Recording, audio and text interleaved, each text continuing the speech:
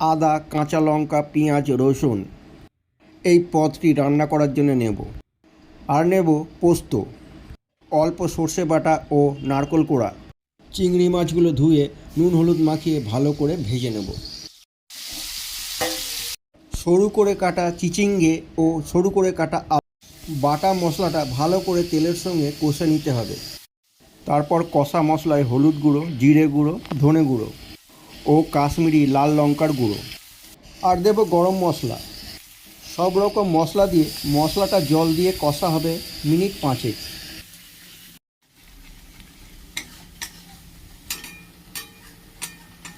এরপর সরু সরু করে কেটে রাখা আলু কুচিগুলো কড়ায় ওই মশলায় দেওয়া হবে। তার সঙ্গে দেওয়া হবে চিচিঙ্গেগুলো। চিচিঙ্গে দেওয়া হলো, দেওয়া হবে স্বাদ মতো নুন এবং মশলার সাথে সবজি এবং আনাজ ভালো করে মেশাতে হবে। এইতে সমস্ত মশলার সুগন্ধ আনাজের সঙ্গে মিশবে। কিছু পরিমাণ জল দিয়ে ভাজা চিংড়িগুলো ছেড়ে দেবো। তারপর স্বাদ মতো পরিমাণ মতো নুন আবার ভালো করে মিশিয়ে নেব।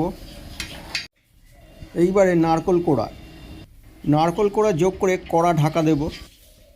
কিছুক্ষণ পর খুলে সমস্ত পদটির উপকরণ ভালো করে নাড়াচাড়া করে মিশিয়ে নেব যতক্ষণ না জলটা শুকিয়ে আসে। এইতে আমি চিনি দিইনি, আপনারা যদি পারেন তো চিনি দিতে পারেন। এইবারে জল শুকিয়ে এলে সেটা অন্য পাত্রে নামিয়ে ভাতের সঙ্গে গরম গরম বেশ খেতে লাগে। চিচিঙ্গে, চিংড়ি, সর্ষে, পোস্ত, আলু পদটি আমার তৈরি হয়ে গেছে। আপনাদেরও যদি ইচ্ছে হয় বাড়িতে আপনাদের মতো করে রান্না করে খেতে পারেন। কেমন হলো কমেন্ট বক্সে কমেন্ট করে জানাবেন, শেয়ার করবেন, ভালো লাগলে লাইক করবেন ও কিছু ভুল হলে আমায় কমেন্ট করে জানাবেন। ধন্যবাদ।